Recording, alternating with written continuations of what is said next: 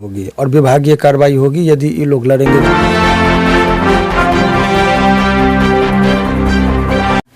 नमस्कार, आप देख रहे हैं जनता जागरण और मैं हूं आपके साथ प्रिंस कुमार।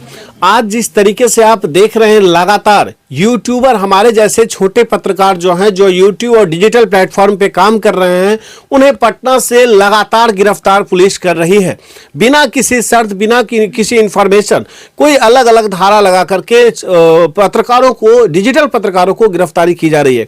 उसी पे बात करने के लिए हमारे साथ हाईकोर्ट के वकील शिवनंदन भारती जी हैं। शिवनंदन जी, बहुत बहुत स्वागत है आपका। जी बहुत बहुत शुक्रिया आपका भी। क्या कहेंगे आप, आखिर पुलिस प्रशासन की ये तानाशाही नहीं है तो क्या है?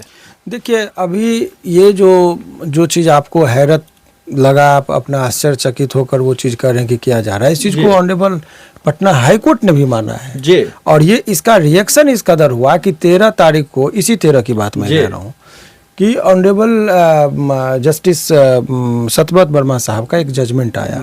उन्होंने पुलिस को कहा कि आप जो रूटीन मैनर में किसी को गिरफ्तार कर लेते हैं, जहां गिरफ्तारी की आवश्यकता नहीं है, तो आप, और इस पर अनेकों बार ऑनरेबल सुप्रीम कोर्ट ने मार्गदर्शन दिया कि कब किस परिस्थिति में आपको जनरली, मैंने कोर्ट भी समझती कि लोगों की गिरफ्तारी के बाद बहुत हरासमेंट होता है, अति आवश्यक हो गिरफ्तार करना तभी आप किसी व्यक्ति को गिरफ्तार कीजिए, नहीं तो उसको अपॉर्चुनिटी या एंटीसिपेटरी बेल में जाएगा। आप केस कर सकते हैं, केस में कोई दिक्कत नहीं है। गिरफ्तारी पर बहुत जो निर्दोष व्यक्ति हैं, गुण दोष के आधार पर भी उसको देखा जाएगा, तब उसको आप वारंट ले लीजिए, इजाज़त ले लीजिए कोर्ट से, तब गिरफ्तार कीजिए, तो कोई प्रॉब्लम नहीं है। इसीलिए ऑनरेबल सुप्रीम कोर्ट और हाई कोर्ट ने एक स्पष्ट निर्देश दिया है कि 7 ऐसा अपराध का आरोप जिसमें 7 वर्षों का सजा का प्रावधान हो या उससे कम का, उसमें डायरेक्ट गिरफ्तारी नहीं करनी है। जैसे 353 का मान लीजिए कि पुलिस के साथ हमला हुआ, मारपीट हुआ, इस सब का धारा कॉमन बातें होती है। पति पत्नी में झगड़ा हुआ, 498 ये लगा दिया गया इत्यादि। ऐसे में सख्त लहजों में कहा है ऑनरेबल हाई कोर्ट और सुप्रीम कोर्ट ने कि आपको गिरफ्तार नहीं करना। ये तो कहा गया था पहले भी, अर्नेस्ट कुमार के केस में कहा था। अभी 13 तारीख को जो जजमेंट आया उसमें कहा कि आप पर विभागीय कार्रवाई होगी यदि आपने 7 वर्ष से नीचे के अपराध का, जहाँ पे प्रावधान था, माने सजा का प्रावधान था, और उसमें आपने यदि गिरफ्तार, पुलिस ने आनन फानन में गिरफ्तारी कर ली, तो ऐसे जो गिरफ्तार करने वाले हैं उस पर विभागीय कार्रवाई होगी। इसके बाद एक और स्टेप उन्होंने आगे कहा कि जो जुडिशियल मजिस्ट्रेट होते हैं, न्यायिक दंडाधिकारी, पुलिस उनके पास लेके जाती है गिरफ्तारी के बाद, तो बोला आप भी रूटीन मैनर में काम मत कीजिए, आप देखिए कि गिरफ्तार करके जो मटेरियल, जो मार्गदर्शन दिया गया उसका पालन हुआ, और यदि नहीं हुआ तो आप उसको डायरेक्ट जुडिशियल कस्टडी में मत भेजिए, वहां से रिमांड रिफ्यूजल का चीज कहा गया है।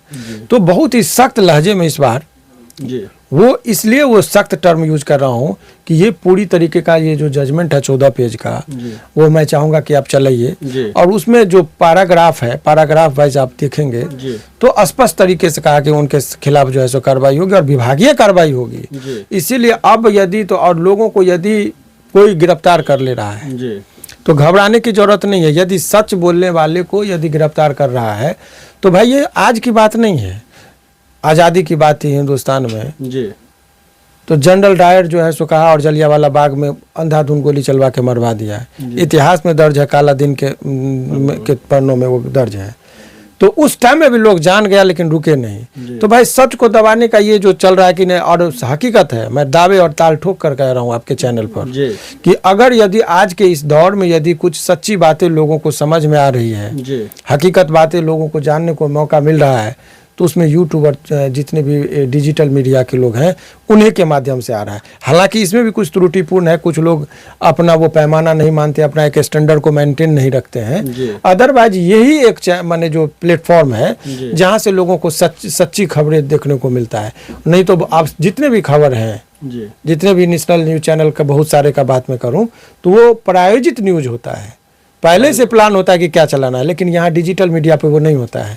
लेकिन शिवनंदन जी, जिस तरीके से पटना जंक्शन के पास से 2 पत्रकारों की गिरफ्तारी होती है और धारा 353 लगा दी जाती है, उनको उस पर आप क्या कहेंगे? मैं यही कहूँगा कि उस पर कार्रवाई होगी और विभागीय कार्रवाई होगी यदि ये लोग लड़ेंगे। जिस हिसाब से ये जजमेंट आया है, ये जो रूटीन मैनर में करते रहे थे और बच जा रहे थे, चूंकि कोई कार्रवाई नहीं होती थी, अब इस पर जो ये जो जिस हिसाब से प्लांटेड करके फंसाया गया है बच्चों को, निश्चित तौर पर इसमें हाई कोर्ट में कार्रवाई होगी। ये सतपथ वर्मा साहब का जो ऑनरेबल जस्टिस सतपथ वर्मा साहब का जो जजमेंट है, 13 तारीख वाला जी। वो आप चलाइए और देखिएगा कि बहुत सारे लोगों पर किस तरह से कार्रवाई होगी। अब हाई कोर्ट में देखिएगा, अब देखने को लेकिन देखिए जिस तरीके से ये कह रहे हैं उससे तो एक चीज साफ होता दिखाई दे रहा है कि 7 साल से कम यदि किसी व्यक्ति की किसी भी केस में सजा होती है तो पुलिस उनकी डायरेक्टली गिरफ्तारी नहीं कर सकती।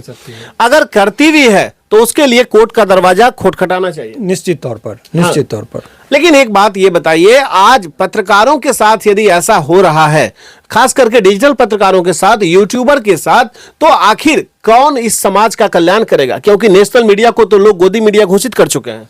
देखिए, ये टीका टिप्पणी वो अलग चीज है, मैं उस पर नहीं करूंगा, लेकिन इतनी बातें तय है कि डिजिटल मीडिया पर जितने लोग हैं जी, वो टेक्निकली इतना साउंड नहीं होते हैं जी, और वो आर्थिक रूप से भी उतने सबल नहीं होते हैं जी। तो कमजोर लोगों को देखकर दबाया जाता है। अभी जो ये माहौल बना, जी, जब सरकारें बदली, लोकतंत्र का पहला खूबसूरती है कि जनता आपको वोट देती है, अप्रिशिएट करती है, ताली बजाती है, माला पहनाती है, सभा में पहुंचती है, तो आपके कुकृत्य पर उसको मुर्दाबाद भी कहने का अधिकार है। मैं खुश हूं तो जिंदाबाद कहूंगा, यदि जनता के लिए होता तो जिंदा रहो जिंदाबाद होगा, यदि गलत काम करोगे तो मुर्दा कहेगा और मुर्दाबाद होगा। तो मुर्दाबाद कहने पर यदि किसी को आप जेल में डाल रहे हैं तो ये लोकतंत्र के लिए कभी किसी भी कैटेगरी से देखेंगे तो ये उचित नहीं है। अभी एक टारगेट कर लिया है कि सोशल मीडिया पर जितने लोग एक्टिव हैं जी, डिजिटल मीडिया के माध्यम से उनको खबर पहुंचती है जी, लेकिन इन लोगों में भी अज्ञानता, बस वो एकता नहीं है। अभी 2 पत्रकार को गिरफ्तार कर दिया गया, सभी लोग जानते हैं कि प्लांटेड है, कोई मटेरियल नहीं था गिरफ्तार करने का जी। तो कोई लोग गीत के संगीत के माध्यम से रिएक्शन दे रहे हैं, कोई लोग सरकारें जब बदली गई तो उस पर वो सारी बातें हो रही है जी। तो लोगों को अब जब तक ये लोगों को लगेगा कि चलो अभी 2 पत्रकार को हुआ तो और लोग निष्क्रिय हो जाएंगे जी। तो ये एक ऐसा दौर आएगा, डिजिटल जो सत्य देखिएगा तो लोग को क्रिटिसाइज करने पर, क्रिटिसिज्म को बर्दाश्त करने की शक्ति सभी लोगों में नहीं है जी जी। तो वो आलोचना को सुनना पसंद नहीं करते हैं और आलोचक को अपना पर्सनल दुश्मनी निकालते हैं। तो बारी बारी से निकालते हैं, एक चैनल को पकड़ेंगे तो सभी और 99 चैनल चुप रहेंगे और होते होते सभी को इस तरीके से गुजरना है। ये कोई नहीं सोचे कि भाई आपके ऊपर वो आफत नहीं आने वाला है। तो ये लोगों में भी कमी है। क्यों नहीं ये लोग एकता दिखाए, क्यों नहीं ये लोग सभी लोग सामूहिक रूप से एक पिटीशन दिए पदाधिकारी पर। तो ये सब चीज़ का भी कमी है। बाकी देखिए, लोकतंत्र में बहुत सारी चीज़ें होती है, जनता बर्दाश्त करती है। एक वक्त ऐसा होता है जब उसको अपना गुस्सा निकालने का मौका मिलता है तो वोट के माध्यम से वो निकालती है, लेकिन उससे पहले भी बहुत सारे चीज़ें हैं। आंदोलन भी एक गुस्सा लोकतंत्र का है। आंदोलन से ही बहुत सारे चीज़ों का निदान होता है, लेकिन आंदोलन करने पर बात बात पर लाठीचार्ज, कोई महिला संगठन, शिक्षक वाले लोग, ये लोग आते हैं तो उनके ऊपर लाठीचार्ज। कुछ लोगों को धमकी दी जाती है कि यदि तुम आंदोलन में शरीक होगे तो नौकरी से निकाल देंगे।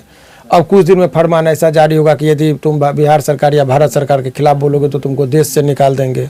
तो भाई वो भी दिन आने को हो सकता है, क्योंकि ये सही समय पर वो यदि अंकुश नहीं लगे तो सब कुछ विध्वंस हो जाएगा। इसीलिए लोगों को तटस्थता के साथ, हाँ, अच्छे चीज़ों के लिए बात उठाइए, संघर्ष कीजिए, यदि थोड़ा बहुत पीड़ा भी होती है तो सहन कीजिए। चूँकि जलियांवाला बाग को याद रखिए, आज़ादी की मांग की गई थी तो लोगों को गोली से जनरल डायर के द्वारा भुना गया था, लेकिन उस टाइम में भी बुद्धिल समाज नहीं था। समाज इतने मनोबल से थे कि उन्होंने सामना किया। लेकिन आज का ये समाज जो है उसके अपेक्षा आज बहुत ज़्यादा बुद्धिलता समाजों में भी आ गई है। इसीलिए हर आदमी परेशान है और जिसको जो मन होता है वो उठाकर जेल में ठूस दे रहा है। चलिए, बहुत बहुत शुक्रिया शिवरंजन जी। लेकिन अंतिम सवाल आपसे एक ये होगा कि अब खास तौर पे आम आदमी के लिए हम बात करें तो जो 7 साल की कम सजा में पुलिस गिरफ्तारी नहीं करेगी तो वो जाएंगे कहां और कैसे? उनके साथ यदि कोई व्यक्ति को इलीगल डिटेंशन हो गया, 7 वर्ष से कम का सजा का प्रावधान है, छोटे मोटे धाराओं में केस करके यदि गिरफ्तार कर लिया गया है, आनन फानन में पुलिस को पैसा देकर, मैनेज कर पैरवी कर बहुत सारे खेल होता है। यदि ऐसे लोगों को गिरफ्तारी होती है, वो डायरेक्ट आइए हाई कोर्ट में, कंटेम्प्ट ऑफ कोर्ट का उन्होंने कहा कि मामला चलेगा ऑनरेबल सुप्रीम कोर्ट का आदेश का भेलना का, और उस व्यक्ति पर विभागीय कार्रवाई होगी और बचेगा नहीं। दरोगा पुलिस जो भी होगा वो सस्पेंड होगा, उस पर विभागीय कार्रवाई होगी। इसीलिए लोगों को घबराने की जरूरत नहीं है। चलिए, बहुत बहुत शुक्रिया। आप अभी सुन रहे थे शिवनंदन भारती को, जो हाईकोर्ट के वकील हैं, और इन्होंने साफ शब्दों में ये कहते हुए नजर आए, केवल पत्रकार की बात नहीं, ये आम आदमी की भी बात कर रहे हैं, और ये साफ साफ कह रहे हैं कि 7 वर्ष से कम की सजा वाले केस में पुलिस किसी की भी डायरेक्ट गिरफ्तारी नहीं कर सकती है, और अगर गिरफ्तारी करेगी तो उसके पास नोटिस होनी चाहिए, लीगल नोटिस होनी चाहिए। लेकिन उसके बाद खास तौर पे, हाँ कुछ कह रहे हैं, वारंट की बात है, लीगल नोटिस टर्म यूज नहीं कीजिए, उनको वारंट होना चाहिए, और रीजनेबल एक ग्राउंड बताना चाहिए कि क्यों आप कर रहे हैं। आनंद फानन में गिरफ्तार नहीं कीजिए, अति आवश्यक है तब गिरफ्तार कीजिए, और वो कारण बताइए कि क्यों ऐसी, क्या ऐसी परिस्थिति है कि आपको अति आवश्यकता लगा। पहले यस और नो, अभी जो मेमोरेंडम बनता है तो गिरफ्तार करने की आवश्यकता है तो लिख दिया हाँ, वो नहीं, एक लाइन में आप जवाब मत दीजिए, हाँ तो क्यों, कौन सी ऐसी परिस्थिति, उसका पूरा डिटेल लिखिए, तब जाके आप किसी को गिरफ्तार कीजिए। जैसे मन हुआ किसी को उठा के आप डाल देते हैं, तो ये लोकतंत्र के लिए शोभनीय नहीं है। तो देखिए, कहीं ना कहीं इन सारे पहलुओं पे ध्यान देने की जरूरत है। खास तौर पे मैं लोकतंत्र के चौथे स्तंभ कहे जाने वाले और माने जाने वाले मीडिया कर्मी से, खास करके डिजिटल यूट्यूबर भाइयों से मेरा अनुरोध है, यूट्यूब पे जो भी भाई बहन काम कर रहे हैं उनसे मेरा अनुरोध है कि अगर हम लोगों के ऊपर इस तरह से किसी भी लोगों के ऊपर अत्याचार हो रहा है तो हम लोग एक साथ मिलकर आवाज उठाने की जरूरत है, क्योंकि हम जब समाज के लिए आवाज उठा सकते हैं तो अपने लिए भी आवाज उठा सकते हैं। और कहीं ना कहीं इस तरीके से अगर पुलिस तानाशाही दिखा रही है, सरकार तानाशाही दिखा रही है, तो वो तानाशाही इस लोकतंत्र में नहीं चलेगी, और जितनी ताकत होगी सारे यूट्यूबर मिलकर लगाएंगे, और हम लोग लोकतंत्र का चौथा स्तंभ की जो असलियत है उस पे काम करने की कोशिश करेंगे, और मुझे विश्वास है इसमें देश की पूरी जनता हम लोगों का साथ देगी। तो चलिए, फिलहाल बने रहिए जनता जागरण के साथ। मैं हूं आपके साथ प्रिंस कुमार। नमस्कार।